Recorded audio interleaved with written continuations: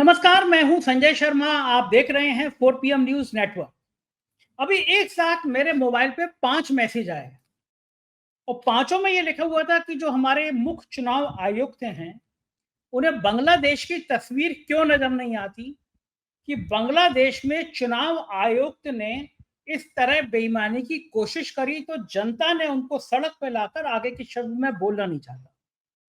मैंने उन पांचों लोगों को फोन किया और मैंने कहा इस तरह की बातें मत करिए, ये महात्मा गांधी का देश है। इस तरह की हिंसक बातों की यहाँ कोई जगह नहीं है और ये कभी नहीं हो सकता कि भीड़ चुनाव आयोग को दफ्तर में घुस के पीटे। ये भारत में संभव नहीं है, होना भी नहीं चाहिए। लेकिन भारत में यह भी नहीं होना चाहिए कि राजीव कुमार और ज्ञानेश कुमार जैसे भ्रष्ट और बेईमान अफसर, ये मैं शब्द कह रहा हूं, मुझे नहीं कहना चाहिए, लेकिन ये शब्द आज की तारीख में जनता के दिलों दिमाग में बैठ गए हैं कि इससे नाकारा, इससे नपुंसक, इससे खराब चुनाव आयोग आज तक भारत के इतिहास में नहीं आया। और सुप्रीम कोर्ट ने आज इस आयोग की हवा निकाली, साफ साफ कह दिया कि जो 65 लाख लोग आपने नाम काटे हैं, 48 घंटे के अंदर उनके नाम वेबसाइट पर दीजिए। वहां जहां पे आपने वोटर की पर्ची लगाई है वहां चिपकाइए, और केवल नाम नहीं, उनका नाम, उनका एपिक नंबर, उनका आधार नंबर, उनका पता पूरा दीजिए। यही नहीं, आधार कार्ड को भी स्वीकार करिए।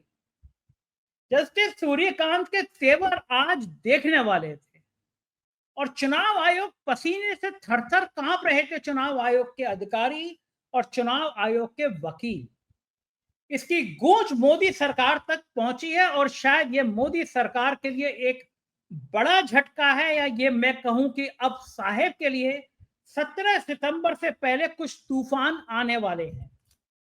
बच्चा बच्चा जानता है कि ये 65 लाख लोग कहां से काटे गए थे। क्या फर्क पड़ता था, एक बटन दबाते आप और 65 लाख लोगों के नाम पते सामने आ जाते। लेकिन ये कार्रवाई कोई करना नहीं चाहता था, ये कार्रवाई कोई बताना नहीं चाहता था, क्योंकि 65 लाख लोग कौन थे ये बहुत राज की बात छुपा के रखी जा रही। बताइए, कोई ऐसा चुनाव होता है, कोई ऐसा काम करता है? भारत में आप एक लिस्ट निकालेंगे, 65 लाख लोगों के नाम काट देंगे, विपक्ष पूछेगा कौन है 65 लाख लोग, आप कहेंगे नहीं बताएंगे। हिम्मत देखिए ज्ञानेश कुमार की, सुप्रीम कोर्ट में एफिडेविट देके कहते हैं कि हम 65 लाख लोगों के नाम नहीं बता सकते। तो क्या चाहते हैं आप? क्या भारत की जनता सड़कों पे आ जाए? भारत की जनता बांग्लादेश जैसे हालात पैदा कर दे? आप किसी का वोट काटेंगे और उसको बताएंगे नहीं, तो क्या विपक्ष खामोश बैठा रहेगा? तो जब विपक्ष आरोप लगा रहा है कि आपने जो वोट काटे हैं वो मुसलमानों के हैं, वो दलितों के हैं, वो पिछड़ों के हैं, तो कहीं ना कहीं इस आरोप में सत्यता नजर आ रही है, क्योंकि आप चीजें छुपा रहे हैं। बड़ी शर्म की बात है कि यह संवैधानिक संस्था है, 3-3 चुनाव आयुक्त होते हैं, लेकिन कितने ईमानदार होंगे ये इसी दिन पता चल गया था जब बाकायदा विधेयक लाया गया था कि सुप्रीम कोर्ट के जजों को चुनाव आयुक्त के नियुक्ति से बाहर कर दिया जाए। अरे साहब, पूरी दुनिया को बाहर कर दीजिए, भारत के लोगों को बाहर कर दीजिए। एक वोटर लिस्ट बना दीजिए कि जो संघ में 3 साल की ओटीसी करके आया है, जिसने संघ का नेकर पहना है, जिसने संघ की लाठी चलाई है, वही वोटर होगा। ये कह दीजिए, जो संघ की शाखा में जाके नमस्ते सदा वत्सले करता है वही वोटर होगा। ऐलान कर दीजिए ना, ऐलान कर दीजिए कि मुसलमान इस देश के वोटर नहीं है। इस तरह लाखों वोट काटने का मतलब क्या होता है? और अब यह बात देश को समझ में आ गई है कि हरियाणा का चुनाव कैसे जीता गया। अब यह बात देश को समझ में आ गई है कि दिल्ली का चुनाव कैसे जीता गया, और यह बात समझ में आ गई है कि मध्य प्रदेश का चुनाव कैसे जीता गया, और यह भी समझ में आ गया कि महाराष्ट्र में चुनाव कैसे जीता गया। अब आप कहेंगे कि झारखंड का चुनाव में क्या हुआ था? झारखंड के चुनाव में यह हुआ था कि सरकार भारतीय जनता पार्टी या उनके सहयोगियों की नहीं थी। वहां हेमंत सोरेन, कल्पना सोरेन निगाह लगे हुए रखे हुए थे। एक एक स्थानीय अफसर को पता था कि बेईमानी नहीं होने देनी है, सरकार इनकी नहीं है, और उसके बाद बेईमानी नहीं हुई। चुनाव आयोग की वोटर लिस्ट में फर्जीवाड़ा नहीं हुआ। मतलब जहां जहां सरकारें इनकी थी, और दिल्ली जैसी विधानसभा में जहां पे सरकार भली किसी की हो लेकिन एलजी इस तरह का बर्ताव कर रहे थे, मान लो वो विपक्ष के नेता हों, वहां वहां वोटर लिस्ट में धांधली हुई। अरविंद केजरीवाल ने खुलेआम दिखाया, सबूत दिखाए कि इस तरह वोटर लिस्ट में धांधली की जा रही है, मगर कोई सुनने को तैयार नहीं था। सुप्रीम कोर्ट ने कहा है कि आज वो 65 लाख लोग हैं, मतलब 36 लाख माइग्रेट, जाने कौन सा आंकड़ा निकाल लाया सुप्रीम कोर्ट। ये कहा कि 36 लाख लोग बिहार से चले गए हैं, 22 लाख लोग मर गए। मरे हुए लोगों के संग राहुल गांधी चाय पी रहे हैं। योगेंद्र यादव बीमार थे, अस्पताल में डॉक्टर को चकमा देके निकले और एक मृत महिला को लेकर सुप्रीम कोर्ट पहुंच गए। सुप्रीम कोर्ट ने कहा कि हमने आपकी तकरीर सुन ली, आपके तथ्य सुन लिए और योगेंद्र यादव जी आप इस विश्लेषण के लिए बधाई का पात्र हैं, कहा सुप्रीम कोर्ट ने। लेकिन नतीजा ढाक के 3 पात्र लोग निराश हो रहे थे। आज सुप्रीम कोर्ट ने कहा कि 65 लाख लोग, यानी 36 लाख लोग जो माइग्रेट हो गए हैं, 22 लाख लोग जो मृत हैं और 7 लाख लोग जिनके लिए आप कह रहे हैं डुप्लीकेट नाम हैं, उनके रीडेबल जो पढ़ने योग्य स्थिति हो, इस स्थिति में आप उनके एपिक नाम, उनके नाम के सहत दीजिए। वोटर अधिकार है, बूथ पर चस्पा कीजिए, लोगों को दीजिए, बताइए। और इस चुनाव आयोग के बाद भारतीय जनता पार्टी में भूचाल आ गया है। भारतीय जनता पार्टी में पहले भी असंतोष की आग कम नहीं भड़क रही थी, लोग नाराज थे। कॉन्स्टिट्यूशन क्लब के चुनाव में दिख गया, अमित शाह के इशारे पर निशिकांत दुबे सारे सांसदों को निर्देश दे रहे थे कि अमित शाह का आदमी है संजीव बालियान, इसको जीतना चाहिए।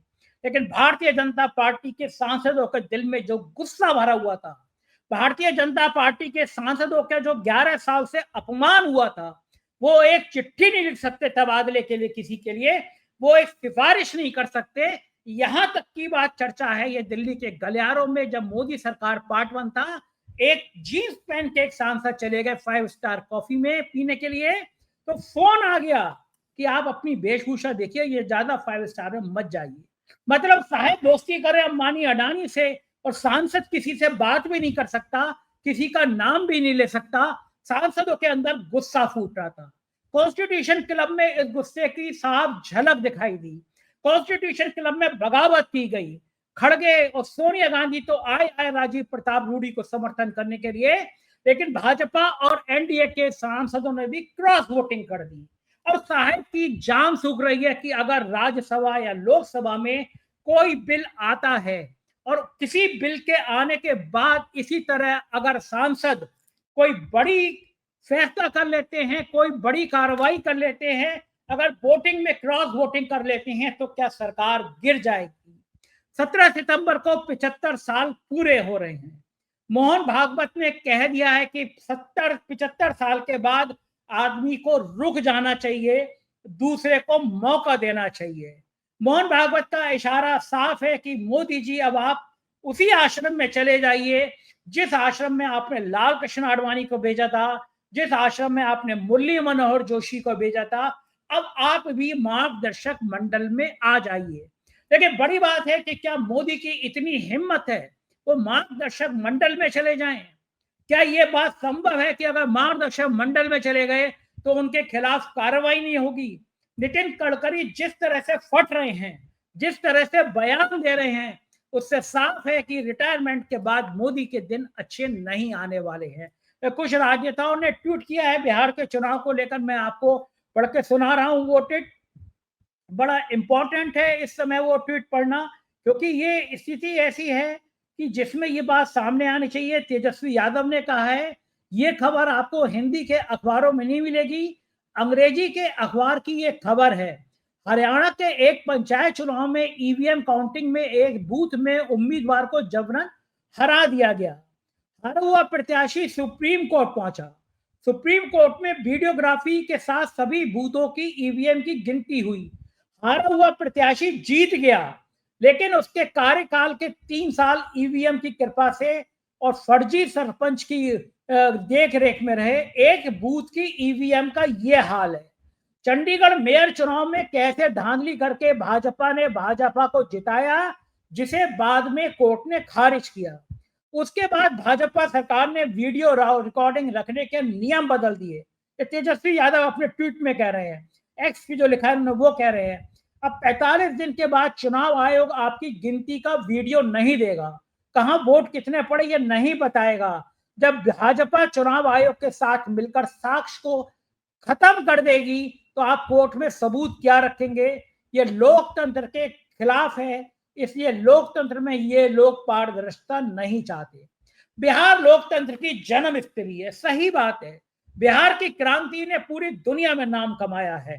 तेजस्वी लिखते हैं कि बिहार लोकतंत्र की जन्म स्थली है। चाहे जो भी हो, हम संविधान और लोकतंत्र को मोदी शाह के जूतों तले नहीं कुचलने दे सकते। आप सभी लोग सतर्क और सावधान रहें।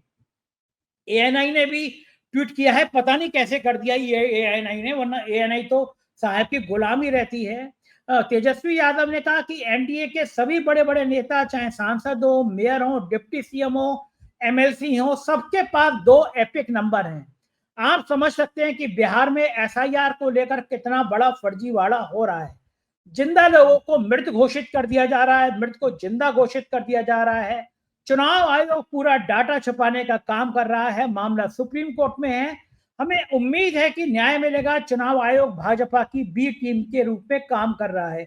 ये ट्वीट आ रहे हैं और ये ट्वीट जो है वो लगातार हंगामा काट रहे हैं और ये साफ आ गया है कि जिन 65 लाख, सुप्रीम कोर्ट का आदेश भी आ गया है कि जिन 65 लाख मतदाताओं में जिनका नाम ड्राफ्ट लिस्ट में नहीं है, उनका नाम 48 घंटे के अंदर जिला निर्वाचन अधिकारी की वेबसाइट पर शेयर किया जाएगा, जिसमें वजह बताई जाएगी कि उनका नाम क्यों काटा गया है।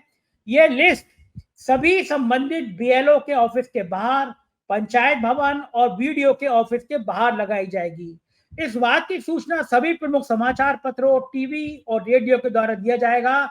जिनका नाम लिस्ट में नहीं है, उनके पहचान पत्र के रूप में आधार कार्ड को स्वीकार करिए। ये लाइन मैं फिर बता रहा हूं, जिनका नाम लिस्ट में नहीं है, उनके पहचान पत्र के रूप में आधार कार्ड को स्वीकार करिए और अगली सुनवाई 22 अगस्त को होगी। ये बहुत बड़ी खबर है जो सुप्रीम कोर्ट ने कहा है। अगली सुनवाई 22 अगस्त को होगी। लेकिन तब तक मुझे लगता है कि भारतीय जनता पार्टी की राजनीति में गंगा में बहुत पानी बह जाएगा। भारतीय जनता पार्टी की राजनीति में भूचाल आ जाएगा। ये बात बिल्कुल जग जाहिर है। ये बात बिल्कुल साफ है कि अब जाते जाते साहेब के 17 सितंबर से पहले चीजें उनके पक्ष से, उनके हाथ से निकल रही हैं। चीजें खराब हो रही हैं और खराब होना जायज भी है। इतने सालों में जिस तानाशाही का परिचय साहब ने दिया, जिस गुंडागर्दी का परिचय, गुंडागर्दी शब्द प्रधानमंत्री के लिए नहीं बोलना चाहिए, लेकिन विपक्ष को इस तरह अपमानित करेंगे आप, विपक्ष को इस तरह लज्जित करेंगे, संसद में नहीं आएंगे, राज्यसभा में बोलने नहीं जाएंगे, ये लोकतंत्र की हत्या है। बड़े बड़े फैसले ऐसे हो गए, आपको पता नहीं कि जीएसटी कैसे लागू हो गई, आपको पता नहीं नोटबंदी कैसे लागू हो गई। देश इस हालत में आ गया कि आज 80 करोड़ लोगों के हाथ में खाने को पैसे नहीं है, खाने का साधन नहीं है। अगर उन्हें 2 वक्त का राशन ना दिया जाए तो उनकी जिंदगी कैसे कटेगी? और उसमें आप वोट चोरी कर रहे हैं। आप सोच रहे हैं कि ऐसे 65 लाख लोगों के नाम काट देंगे, ऐसे 65 लाख लोगों के नाम उड़ा देंगे और कोई कुछ कहेगा नहीं। ये बिहार है साहब। आपको याद आना चाहिए कि एक छोटी सी घटना के बाद जयप्रकाश नारायण उठ खड़े थे। उन्होंने नारा दिया था कि सिंहासन खाली करो कि जनता आती है, और एक नारे ने इस देश की दिशा और दशा बदल दी। एक नारे ने लोगों को सड़कों पे ला दिया। लोगों को समझ में आ गया कि यह राजनीति का बदलने का दौर है। काशीराम जी ने कहा था कि रोटी को उल्टा पुल्टा करते रहना चाहिए, मगर साहब तो अपनी पार्टी में ही उल्टा पुल्टा नहीं होने दे रहे हैं। मेरे पास कुछ जानकारी थी, मुझे संघ के सूत्रों ने बताया कि जब 240 सीटें आई तो राष्ट्रीय स्वयंसेवक संघ ने भी कहा कि अब जेपी नड्डा को सबक सिखाने का वक्त आ गया है। तो जेपी नड्डा ने चुनाव से पहले कहा था कि हमें संघ की जरूरत नहीं है, हम इतने सक्षम हैं, अब हम इतने ताकतवर हैं कि अपने दम पर चुनाव लड़ सकते हैं। संघ ने उसी दिन मोदी और जेपी नड्डा और शाह के आगे क्रॉस का निशान लगा दिया था और बता दिया था, मान लिया था, ठान लिया था कि इनको इनकी हैसियत वक्त आने पर बताई जाएगी, और वो वक्त आ रहा है। संजय जोशी का नाम को लेकर संघ जिस तरह अड़ गया है, जिस तरह ठान लिया है उसने साहब के पसीने छुड़ा दिए। ये बात जाहिर है कि अब ये बात पूरा देश समझ गया है कि असली खेल ईवीएम से ज्यादा वोटर लिस्ट में है। हर जगह वोटर लिस्ट में हजारों लाखों नाम काटे जा रहे हैं, हर जगह वोटर लिस्ट में नाम बढ़ाए जा रहे हैं, और ये वो बातें हैं, ये वो घटनाएं हैं जिनके दम पर सरकार चुनाव जीतने का दावा करती है। जाहिर है कि कहीं ना कहीं कुछ ना कुछ ऐसा हो रहा है जिससे सरकार छुपा रही है। सुप्रीम कोर्ट इतना कड़ा आदेश दे देगा, इतना कड़ा निर्देश दे देगा, ये बात किसी को उम्मीद नहीं थी, किसी ने सोची नहीं थी। जाहिर है कि ये बात बहुत भयंकर है।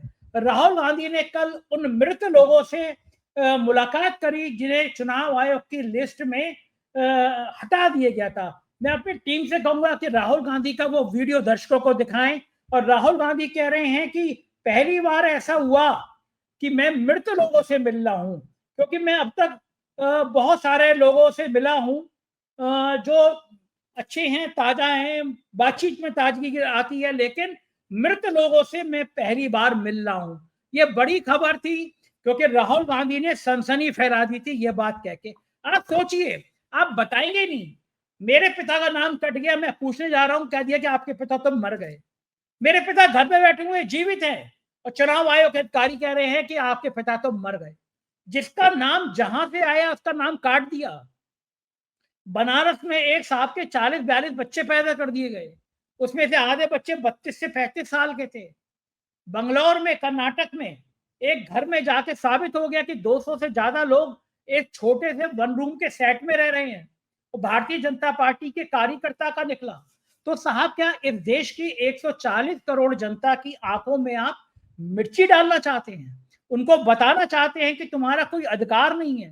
तो आपको क्या लग रहा है, ये 140 करोड़ की आबादी क्या मूर्ख है, क्या बेवकूफ है, या आपसे इतना डरती है कि वो आपकी सत्ता के आगे बोलेगी नहीं?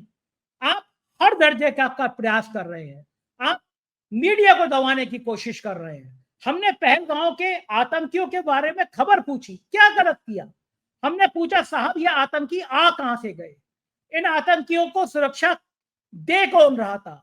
पर्यटकों की सुरक्षा दी क्यों नहीं जा रही थी? और 4PM आपका एक ऐसा चैनल है जो देश में पिछले 1.5 साल से सबसे ज्यादा देखा जाता है। पिछले 28 दिनों में 24 करोड़ से ज्यादा लोग देख चुके हैं, और यही बात सरकार को परेशान करती है। इसीलिए हमारे चैनल को बंद कर दिया गया।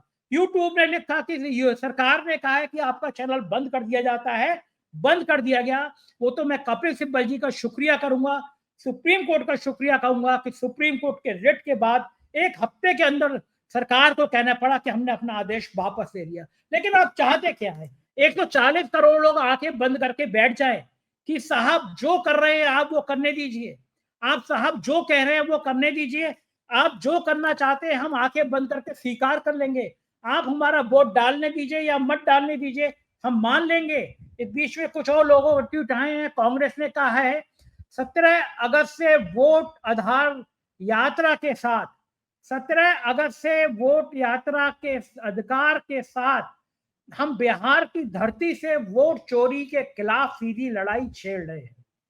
ये लोकतंत्र, संविधान और एक व्यक्ति एक वोट के सिद्धांत से रक्षा का निर्णयात्मक संग्राम है। हम पूरे देश में स्वच्छ मतदाता की सूची बनवाकर रहेंगे। और कल राहुल गांधी ने जो मुलाकात करी, मैं वो वीडियो दिखाना चाहता हूँ, आपको देख के समझ में आएगा। और फिर आपने चेक किया, नाम क्यों नहीं है? पता लगा कि भैया मर गए हैं, मार दिया हमें, इलेक्शन कमीशन ने मार दिया जी।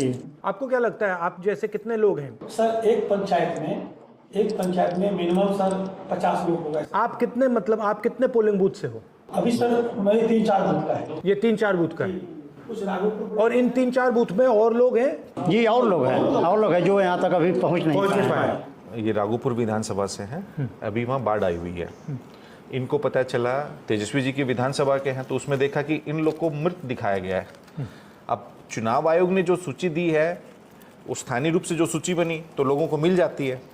अब वो चुनाव आयोग ने इनको डेड घोषित किया गया। फॉर एग्जांपल माता जी हैं, ये 85 साल की उम्र की हैं, इनको नहीं पता था कि ये मृत हैं।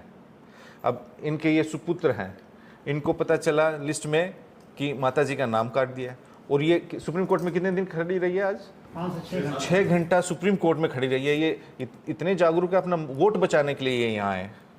वो हमारे पास सूची भी है, लिखित में भी है, ऑफिशियली, जहाँ इन्होंने मृत घोषित कर रखा है इनको। अब वही मांग है, बिहार में 65 लाख जिन मतदाताओं के नाम कटे हैं, आप उनमें हमें कोज ऑफ डिलीशन बताइए। चुनाव आयोग ने क्या किया है कि 65 लाख में उन्होंने कैटेगराइज किया कि 22 लाख मृत हैं, 36 लाख शिफ्टेड हैं कि किसी दूसरी जगह शिफ्ट हो गए, और कुछ डुप्लीकेट्स हैं। तो हम वो कह रहे हैं कि 36 लाख वो लोग कौन हैं जो शिफ्ट हो गए। मगर ये तो इलेक्शन कमीशन इंफॉर्मेशन देना नहीं चाहता ना। एग्जैक्टली वो मतलब अगर देगा तो पूरा उनका गेम खत्म हो जाएगा। जी, आप बताइए आपके साथ क्या हुआ? वो मेरे घर आए थे तो हमको बोले कैसे, तो हम कल होकर उनके घर पे जाके दे दिए आधार कार्ड, बैंक का पासबुक का फोटो कॉपी और फोटो दे दिए। तो बोले ठीक है जाओ। उसके बाद जब आया थी नाम आया तो उसमें मेरा मृत्यु में नाम घोषित हो गया। आपको क्या लगता है ये गलती से हुआ? सर ये हम राघोपुर से हम लोग आते हैं, इसलिए तेजस्वी जी को हराने के लिए जानबूझ के किया गया। सर हम यही बोलेंगे, महागठबंधन मिलकर किसी तरह बिहार को बचाइए। बिल्कुल बिल्कुल बिल्कुल नहीं, हमारी तो पूरी कोशिश है इसको मतलब रोकने की कोशिश कर रहे हैं, हम मिलकर कर रहे हैं। हम ये आरजेडी और हमारी पार्टी मिलकर कर रहे हैं। रोक देंगे बेईमानी नहीं होगी, रोक देंगे हम, वोट चोरी नहीं होने देंगे। ठीक है, बहुत अच्छा लगा आपसे मिलकर।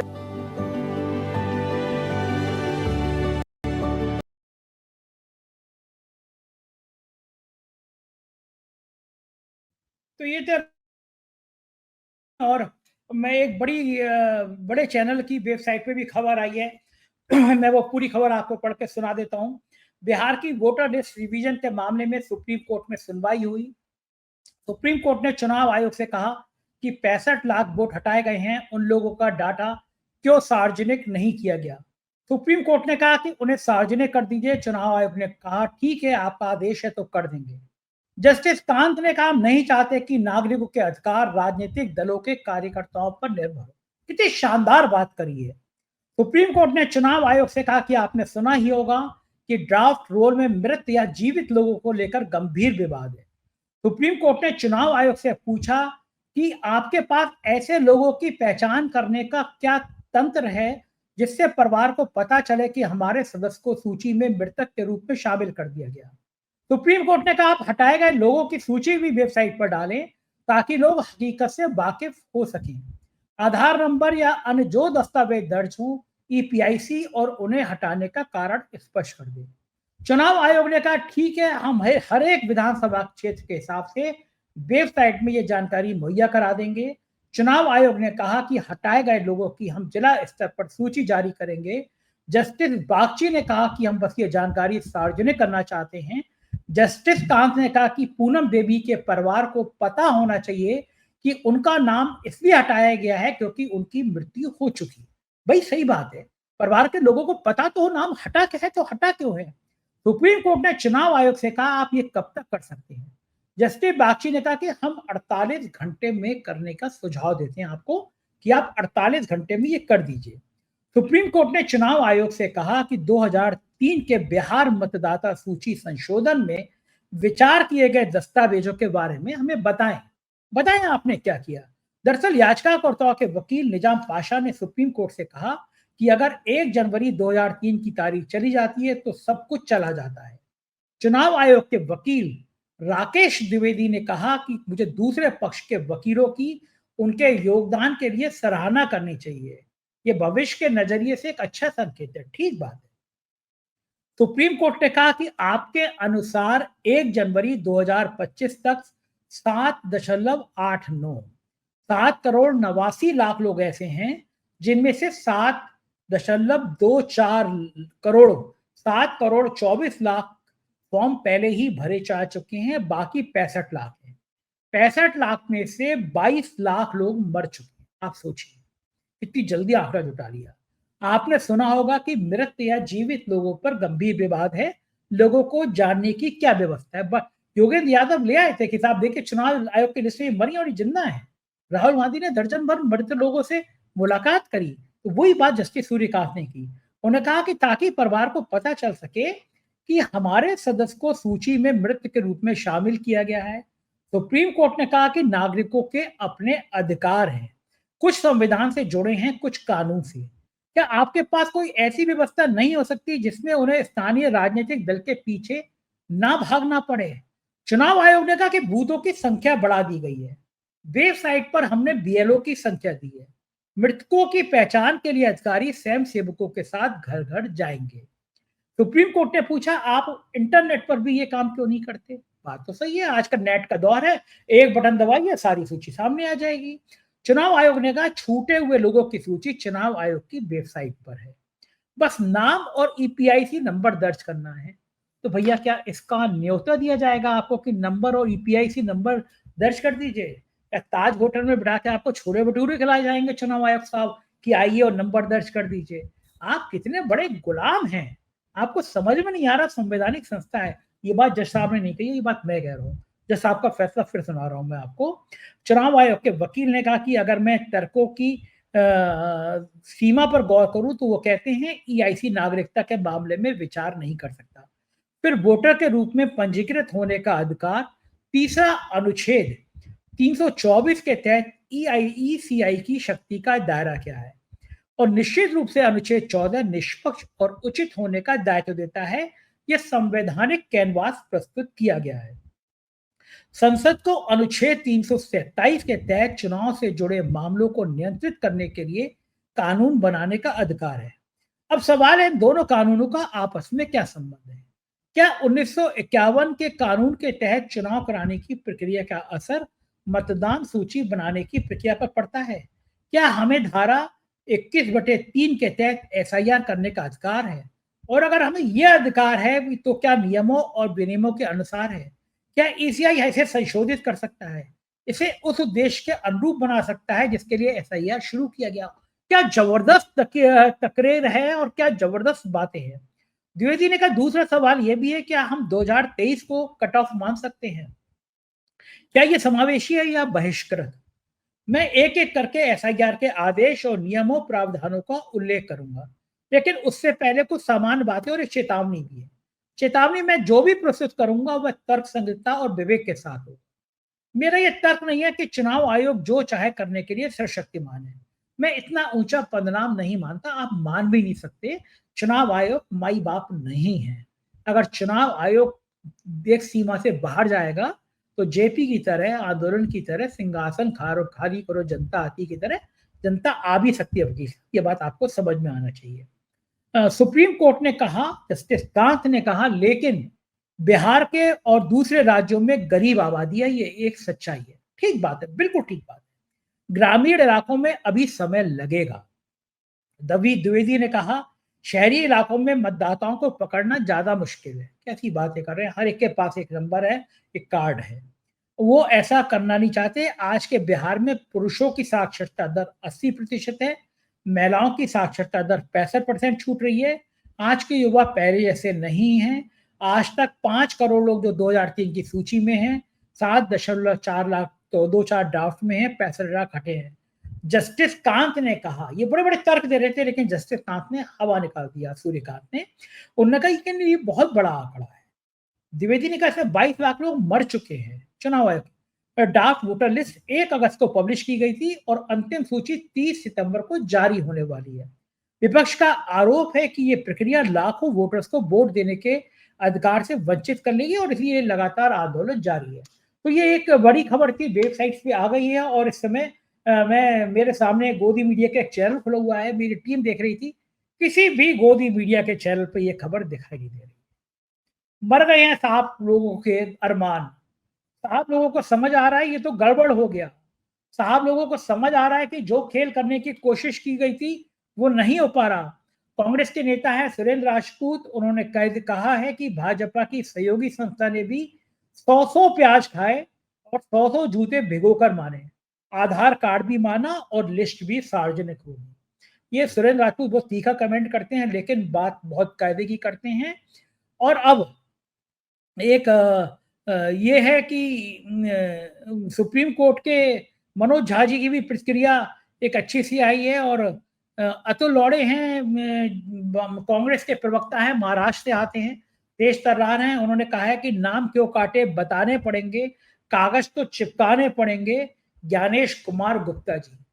ये जब कभी इतिहास लिखा जाएगा भारत का, तो उसमें यह होगा कि ज्ञानेश कुमार और राजीव कुमार एक ऐसे चुनाव आयोग के रूप में थे जिसने भारत के लोकतंत्र को लज्जित किया।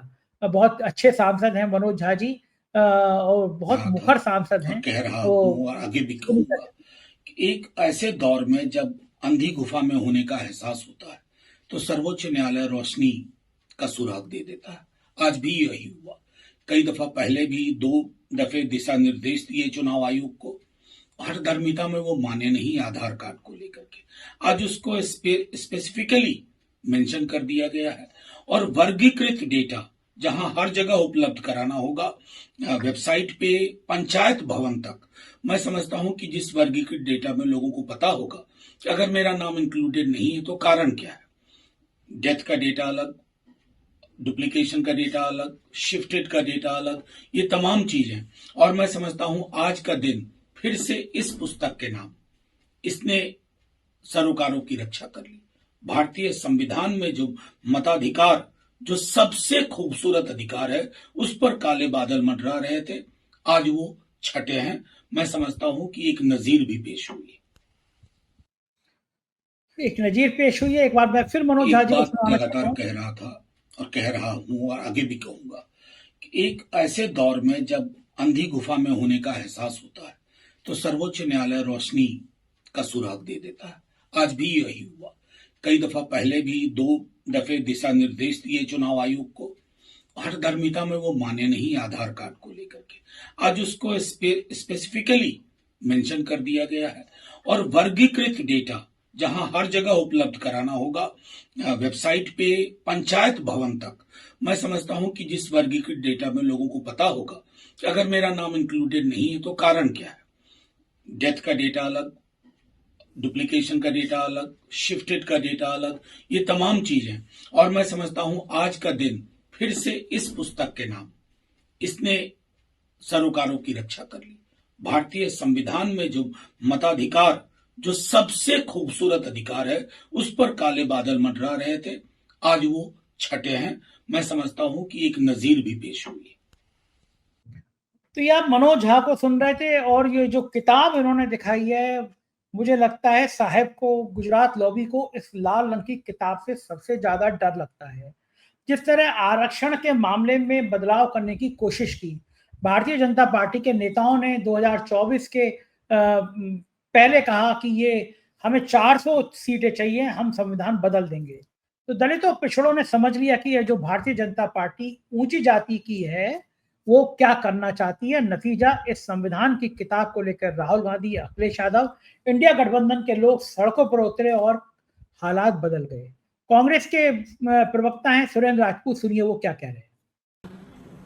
चुनाव आयोग ने अगर राहुल गांधी जी की बात मान ली होती, कांग्रेस की बात मान ली होती, तो क्या सुप्रीम कोर्ट से फटकार पड़ती या सुप्रीम कोर्ट में लोगों को परेशान होना होता।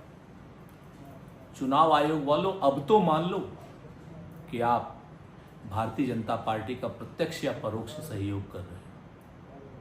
क्या मिला आपको चुनाव आयोग वालों सुप्रीम कोर्ट से फटकार खाकर? पहले से हम कह रहे कि मतदाता पहचान पत्र बनाने के लिए आप आधार कार्ड मानिए।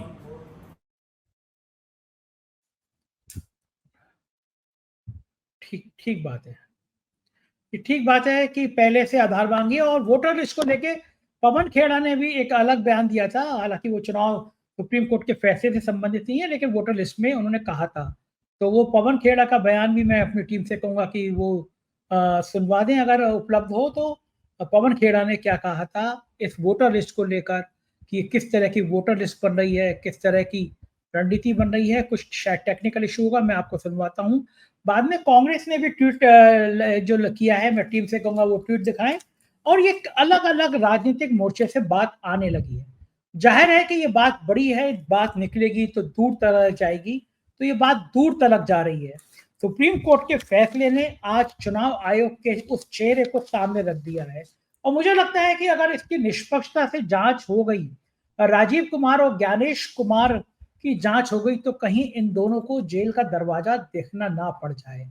बड़ी बात है, क्योंकि आप इस तरह सीधा सीधा लोकतंत्र की हत्या करेंगे, आप इस तरह चुनाव आयोग को ताक पे रख देंगे, आप बेईमानी करेंगे, आप भ्रष्टाचार करेंगे और सोचेंगे कि कहीं कुछ ना हो। सुप्रीम कोर्ट का आज का फैसला ऐतिहासिक है। आप इस विषय पे क्या सोचते हैं, कमेंट करके बताइएगा। चैनल को सब्सक्राइब और ज्वाइन करिएगा। आपने जो प्यार दिया उसके लिए बहुत बहुत शुक्रिया।